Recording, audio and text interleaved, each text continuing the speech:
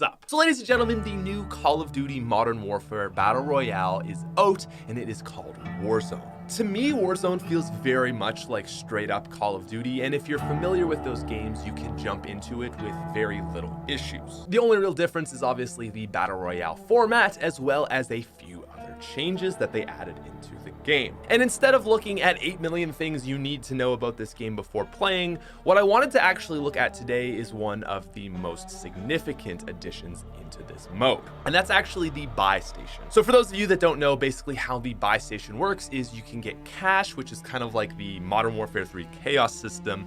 And essentially what happens, you kill enemies or loot to get this cash, and then you can use that cash to buy things which help you in the game. There are 10 things in total which you can buy, and in this video what we're going to be doing is ranking them both on just overall effectiveness as well as how much they are worth your bang for your buck. Some things are really expensive and aren't always worth it. Anyways though, with all that said, if you guys are new to the channel and could please subscribe, that would be great. If you want to see more Warzone videos, just make sure to leave a like and watch all the way through to help support the video.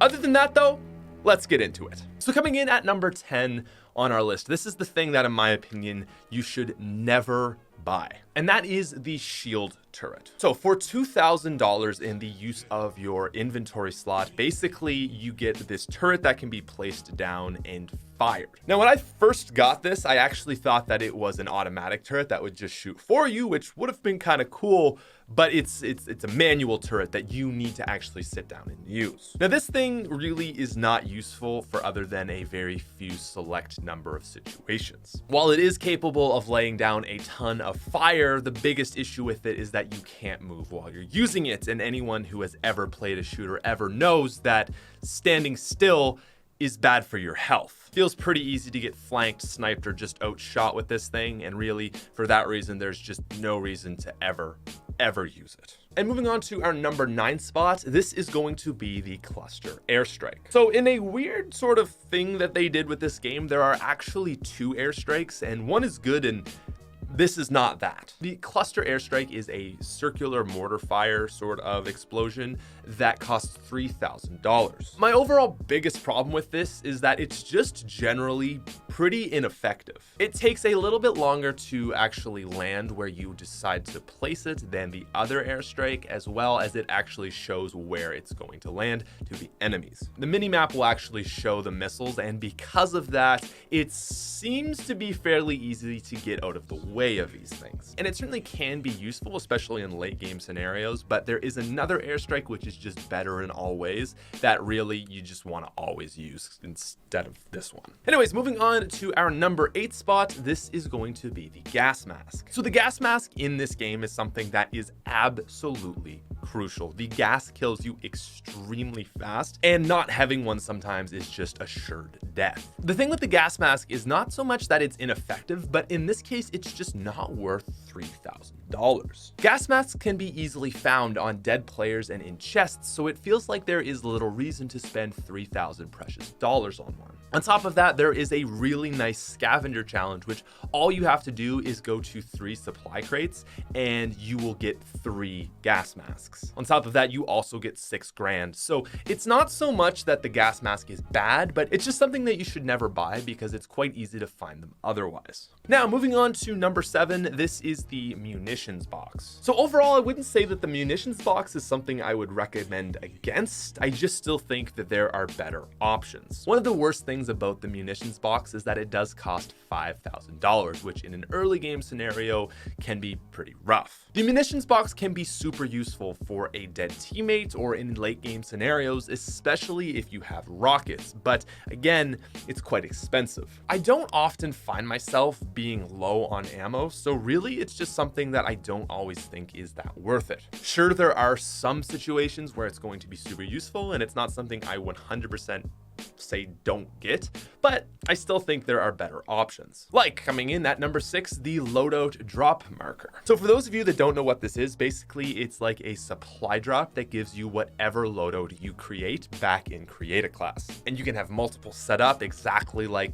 Create a Class, and you get to spawn in with that set. That's really, really good. I mean, especially for a strong player that knows exactly what weapons they like. They want that sniper maybe or something else. This is amazing. And on top of that, if your guns are leveled up, you can actually spawn in with all of your scopes. I find the thermal scope to be extremely useful in this BR, and using a loadout is really nice. But the reason that I'm only putting it at number 6 is because 1, it costs 6 grand, and 2, you can actually find these occasionally around the map for free. The thing with the loadout drop marker is that it's not necessary. I mean, if you're a good player, you can certainly do well with the loot you find, but it is a nice bonus. If I don't happen to find one around the map, it's something that I would get in a later game scenario where I have a ton of money, but maybe no other time than that. So it's certainly really useful, and especially if you're a good player, you will benefit from this, but not the best. Now, moving on to our number 5 spot, we have the Precision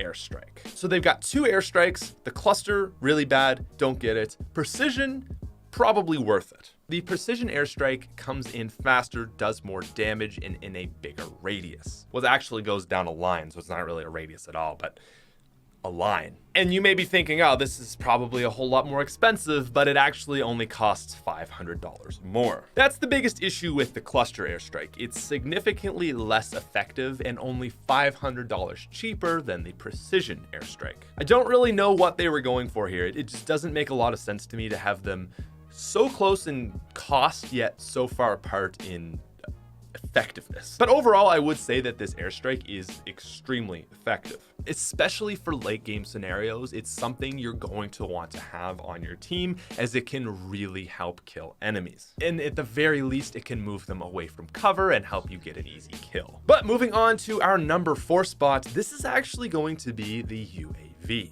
So for $4,000, the UAV, it's a tried and true thing, and it is just effective all the time. Having a UAV in BR is just so useful. It gives you a huge advantage, and it can be helpful at any time. Early game, late game, it doesn't matter. Having a UAV on your team is just a ridiculous advantage, and a lot of the time can make or break the difference between winning and going to the gulag.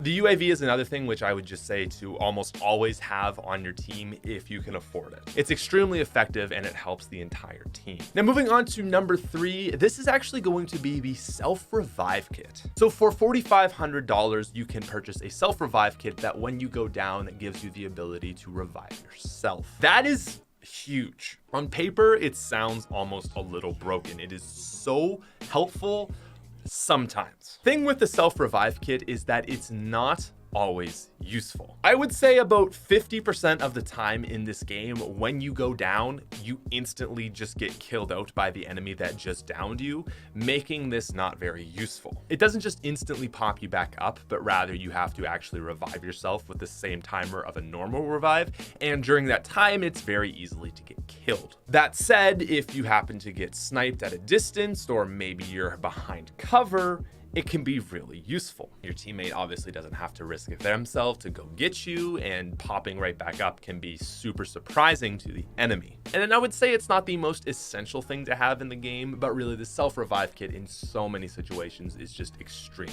useful, especially if you're playing by yourself or with people that don't have mics. With that said though, moving on to our number 2 spot, I'm actually going to put the armor plates here. So the armor plates, I mean, it's health.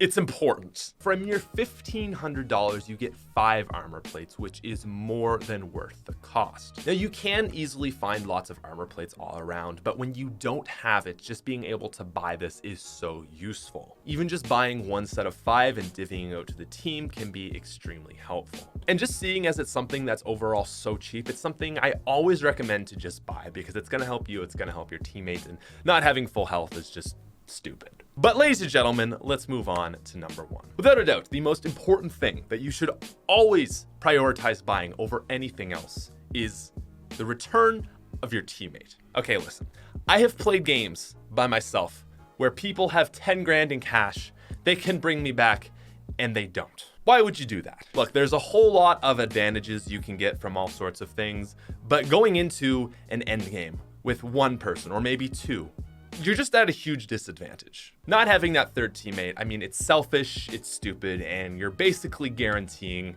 that you're going to lose. So more so as a PSA, if you're going to buy anything, please make sure that you prioritize the teammate above any of the actual stuff you can buy. But yeah, in general, I would say most of these things can be effective in their situation, but not everything is always effective. I think in a team of 3, you should have one person with a UAV, one person with an airstrike, and one person with self-revive. The munitions box can be helpful, but I think the other things outweigh it. And obviously something like a loadout drop marker is really helpful, but it's not something that you actually have to carry around as you just purchase and throw down. So with all that said, bring back your teammates, give them armor, and that's it. Thank you so much for watching this video and making it all the way through to the end. Let me know what you guys thought on this video. Do you want to see more Warzone videos? It is a BR, and I do a lot of Battle Royale Fortnite, so I thought, why not dip my toes into this game? Let me know what you guys thought of this video, as well as if you want to see anything more. I'll talk to you later. That's it for today. Subscribe to the channel, leave a like, all that good stuff. Peace out, you freaking nerds.